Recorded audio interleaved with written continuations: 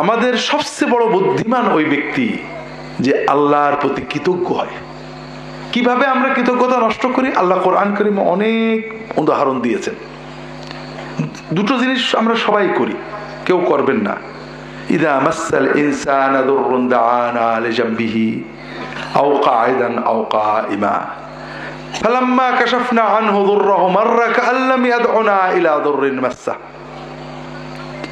যখন আমাদের কোনো বিপদ আপদ হয়, কষ্ট হয়, আল্লাহ আল্লাহ দাও, আল্লাহ আল্লাহ দাও, আল্লাহ সবাই কাঁদে, ঠিক না? ভোটের আগে কান্দি, বিয়ের আগে কান্দি, চাকরির আগে কান্দি, পরীক্ষার আগে কান্দি, ঠিক না? ঠিক।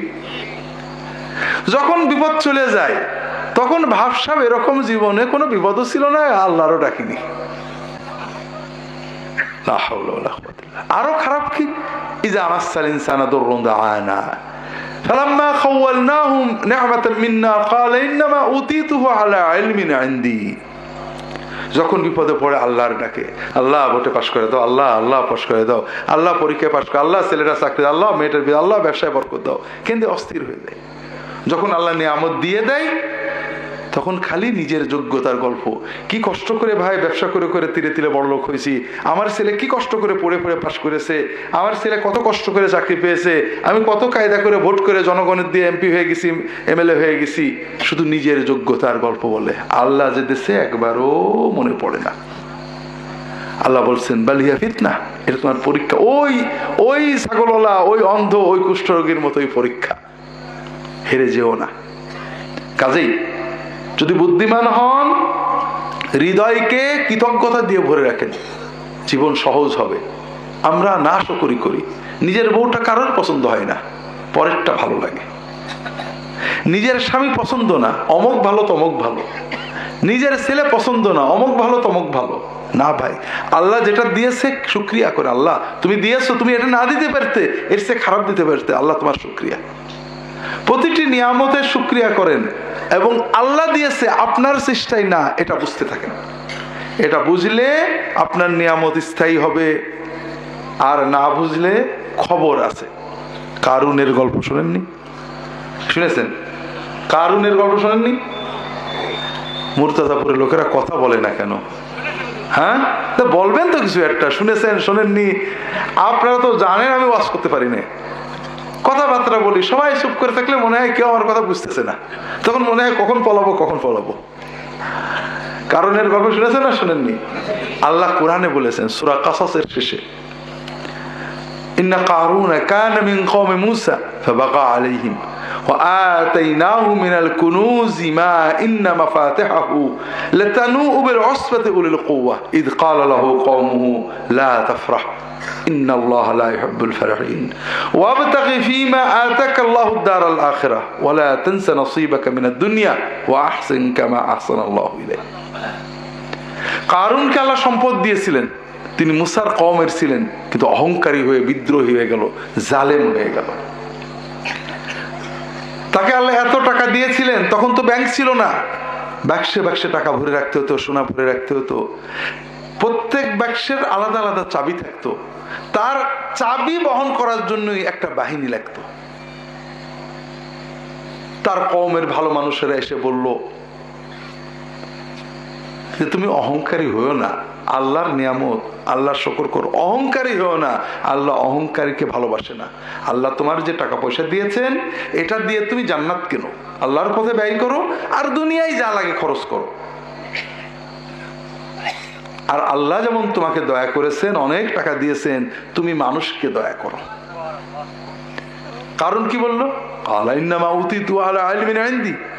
কি আল্লাহ দিয়েছে? আল্লাহ দিয়েছে বলো। আল্লাহ কি গা ফেলে দেয় নাকি? আসমানতে ফেলে? কত কষ্ট করে বুদ্ধি দিয়ে কৌশল করে আমি বড় হয়েছি, চাইলেই দেওয়া যায়? বুদ্ধি যোগ্যতার গৌরব করলো, অহংকার করলো, পরিণতি কি হলো জানেন তো? আল্লাহ সব মাটির নিচে বসিয়ে গেলেন। তো কাজেই ভাইরা, আপনার বুদ্ধির সবচেয়ে বড় বুদ্ধি হলো যে আপনার সব যে আল্লাহ দিয়েছেন, আল্লাহর নিয়ামত, আল্লাহর শুকরিয়া করতে হবে, এই চেতনা হৃদয়ে লালন করতে হবে। কথা কি বুঝতে পেরেছেন? এই বুদ্ধিমানের সচেতনতার প্রমাণ হলো আল্লাহ যে আমাদের নিয়ামত দিয়েছেন। সবচেয়ে বড় নিয়ামত কি বলেন তো? আল্লাহ আমাদের অনেক রকম নিয়ামত দিয়েছেন, টাকা পয়সা দিয়েছেন, ছেলে ফেলে দিয়েছেন, বড় নিয়ামত কোনটা? আলহামদুলিল্লাহ, এটা বড়। আমাদের আল্লাহ টাকা পয়সাও দিয়েছেন, আল আওলাদও দিয়েছেন। এর ভিতরে গুরুত্বপূর্ণ কোনটা? টাকা পয়সা, ঠিক না? তবে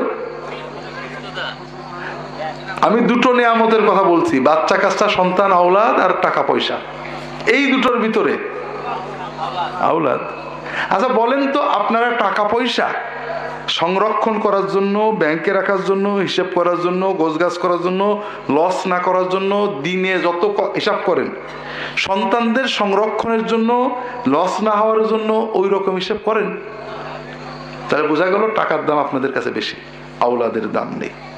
আপনাদের বুদ্ধি নেই, আল্লাহর নিয়ামতের শুকরিয়া বোঝেননি। টাকা বড় না আওলাদ বড়? আপনাদের কাছে টাকা বড়, আওলাদ বড় না। আপনারা প্রত্যেকটা মানুষ প্রতিদিন অনেকবার টাকা পয়সা হিসেব করেন। সেটা টাকা হোক, ধান হোক, চাল হোক, গরু হোক, বাজার হোক, ব্যবসা হোক, হিসাব করেন না করেন না? ঠিক অতবার কি আওলাদদের কথা হিসাব করেন?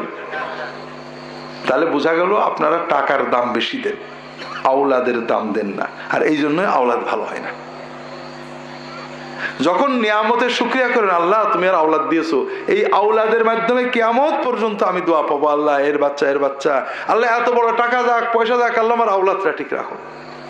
আর আপনাদের কথা হলো আওলাদ যাক, ছেলে যাক, মেয়ে যাক, বউ যাক, বাবা যাক, মা যাক, আমার টাকাটা আল্লাহ ঠিক রেখো। নিয়ামত থাকে নাকি? থাকে না। আর এই জন্যই আল্লাহ আমাদের শেখাচ্ছেন যে লোকমান, যে আল্লাহ বুদ্ধি দিলেন, বুদ্ধিমান লোক কি করলো? ছেলেকে মানুষ করার জন্য পাগল হয়ে গেল। নিজের ছেলেকে ডেকে কত আদর করে করে নসিহত করছে। দেখেন আল্লাহ বলছেন, ওয়াইদ ক্বালা লুকমানু লিবনিহি ইয়া বুনাইয়া লা তুশরিক বিল্লাহ ইন্নাশ শিরকা লাযুলমুন আযীম। লোকমান তার ছেলেকে বলছে, বাবু, বাবা, বাবাজি, বুনাইয়া। ছোট্ট বুনাইয়া শব্দ আরবিতে আদর করে বলে। তার মানে ছেলেদেরকে কথা বলতে হবে আদর করে না শাসন করে? আদর করে। বাবা শোনো, বাবা এটা করতে হয়, এটা এইভাবে করতে হয়, কাছে নিয়ে বসাতে হবে, কথা বলতে হবে, আদর করতে হবে, পাশে বসে খাইতে হবে, খাওয়াতে হবে, খেলাধুলো করতে হবে, আদর। আর আমরা টাকার জন্য মানুষের পাতেলাই আদর করি, রাগ দমন করি, কিন্তু ছেলে পেলের সাথে কড়া হয়ে যায়। আল্লাহ আমাদের শেখাচ্ছেন কোরআনে, ছেলে পেলেকে নসিহত করতে গেলে রাগ করে করতে হয় না। কি বলে? ইয়া বুনাইয়া, বাবাজি, বাবু, বেটা, সুন্দর করে আদর করে। তাহলে বাচ্চাদেরকে, ছেলে মেয়েদেরকে আদর করে কথা বলতে হবে। কি বলতে হবে? বাবা লেখাপড়া ভালো করে করিস, বাবা, বাবা স্কুল ফাঁকি দিস না, বাবা ম্যাট্রিকে A+ পাওয়া লাগবে, বাবা, বাবা এই যে 5 সমাপনীতে রেজাল্ট ভালো করতে হবে, বাবা, নইলে চাকরি বাকরি পাওয়া যাবে না। আপনারা তো এগুলোই বলেন। আর লোকমান আলাইহিস সালামের কিন্তু আল্লাহ বুদ্ধি দিয়েছে, এইগুলোর দিকে যায়নি। ওগুলো একটা কিছু হবে। আসল যদি ঠিক না থাকে, আপনার ছেলে ম্যাট্রিক, IA, BA, MA খুব ভালো করেছে, ডিসি হয়েছে, মন্ত্রী, মিনিস্টার হয়েছে, ইমান ঠিক নেই, আপনি তো জিতে গেছেন, ঠিক না? হ্যাঁ না, হেরে গেছেন। আর আপনার ছেলের ইমান ঠিক আছে, আমল ঠিক আছে, তাকওয়া ঠিক আছে, সাধারণ একজন মানুষ হয়েছে, আপনি হেরে গেছেন, ঠিক না? আপনি জিতে গেছেন, দুনিয়াতেও জিতেছেন, আখিরাতেও জিতেছেন। আর এই জন্যই ছেলে মেয়েকে প্রথম নসিহত কি করতে হবে? সেটা হলো ইমানের নসিহত। লোকমান আলাইহিস সালাম কি বললেন? ইয়া বুনাইয়া লা তুশরিক বিল্লাহ, বাবা আল্লাহর সাথে শিরক করো না। ইন্নাশ শিরকা লাযুলমুন আযীম, শিরক খুব কঠিন জুলুম, বড় জুলুম, মহা জুলুম। তাহলে প্রথম যে শিক্ষা আমাদের সন্তানদের, আওলাদদের দিতে হবে সেটা হলো তাওহীদের শিক্ষা, শিরিক করো না।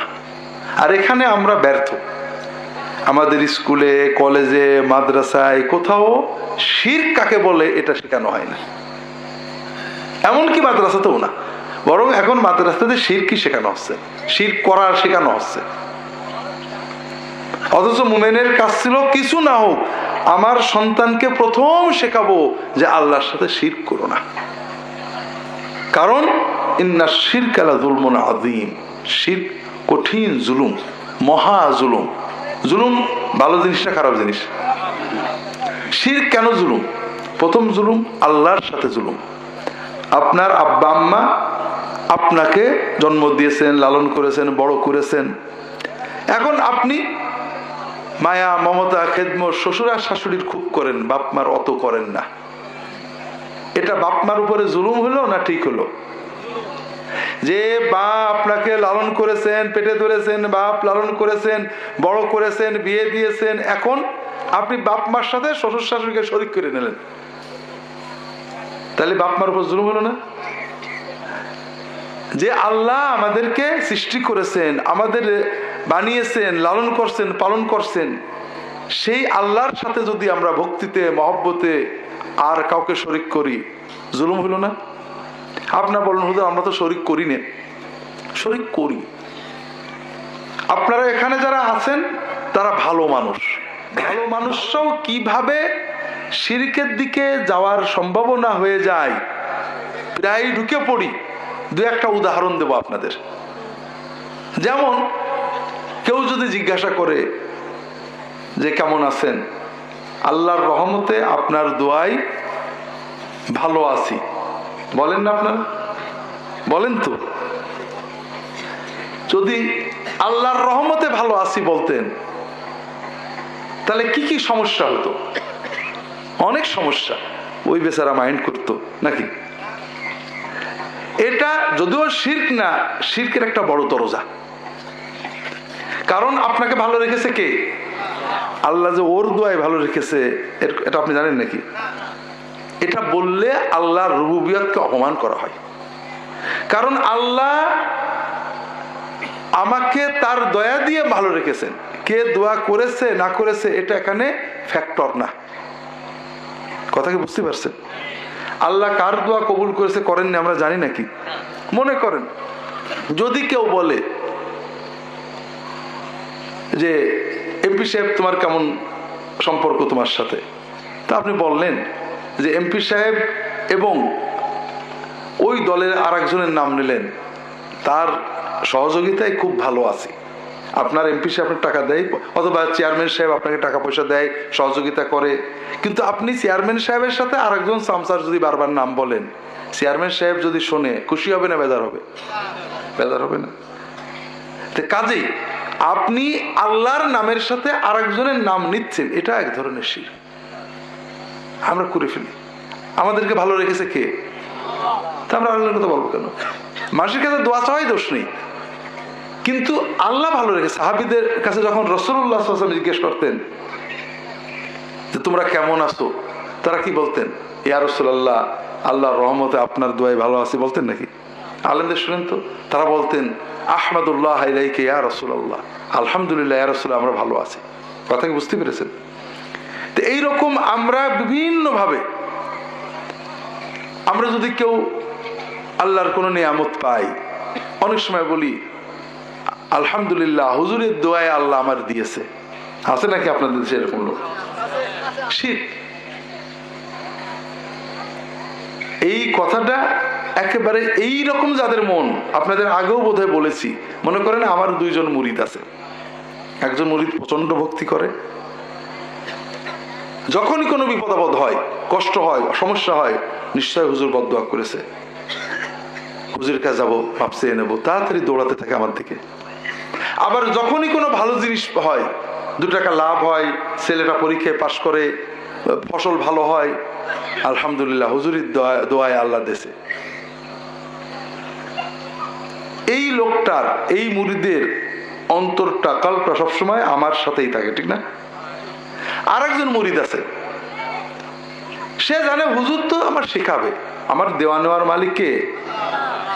যখনই কোনো কষ্ট হয়, সমস্যা হয়, বলে আল্লাহ অন্যায় করেছি, আল্লাহ তুমি কষ্ট দিয়েছো, তুমিই তুলতে পারো, আল্লাহ মাফ করে দাও, বিপদ কাটিয়ে দাও।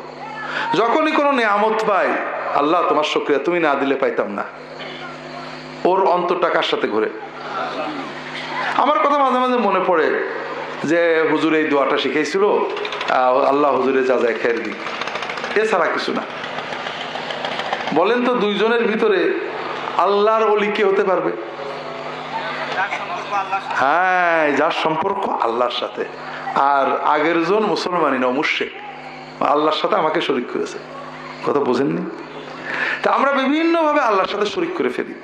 তাহলে শিরক করা প্রথমত জুলুম, কারণ আমরা আমাদের রবকে তার হক দিচ্ছি না, তার পাওনাটা অন্যকে দিয়ে দিচ্ছি। এটা হলো 1 নম্বর। 2 নম্বর, শিরিক আমার নফসের উপরে জুলুম। কারণ আল্লাহ কোরআন কারিমে একটা উদাহরণ দিয়ে বুঝিয়েছেন।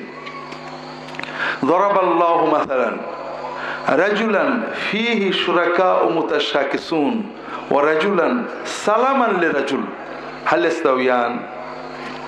2 জন মানুষ, একজন মানুষের একজন চাকরের একটা মালিক, আর একজন চাকরের অনেক মালিক। কথাটা কি বুঝাতে পারছি? একজন চাকরের অনেক মালিক।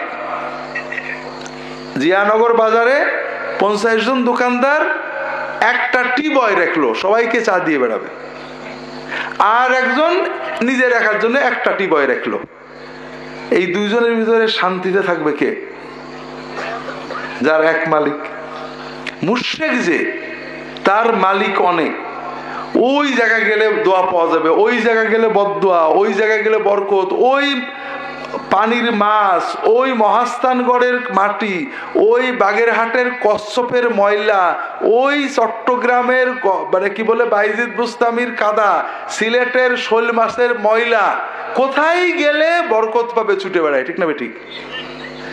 ও মানুষের মতোই না, ও নত জানো, খালি ভয় ভয়, কে বদদোয়া দিল, কে দোয়া দিল, কোথায় বরকত, কোথায় শান্তি, এই ছুটে বেড়ায়, ওর কোনো শান্তি নেই। আর যে মুমিন, তার মালিক একজন, কোনো বিপদে আপদে টেনশন করে না, আল্লাহর কাছে দোয়া চাই, সে জানে আল্লাহ দিলে কেউ ঠেকাতে পারবে না, আর আল্লাহ না দিলে কেউ দিতে পারবে না। কথা কি বুঝতে পেরেছে?